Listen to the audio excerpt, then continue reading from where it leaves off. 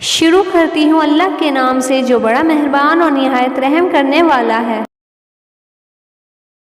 अस्सलामु अलैकुम। रसूल अल्लाह सल्लल्लाहु अलैहि वसल्लम ने फरमाया, 7 किस्म के लोग ऐसे हैं जिन्हें अल्लाह ताला उस दिन के जब उसके अर्श के साए के अलावा कोई साया ना होगा अपने अर्श के साए में जगह देगा। उनमें से एक इंसाफ करने वाला हुक्मरान है, दूसरा वो नौजवान है जो अल्लाह की इबादत में पला बढ़ा,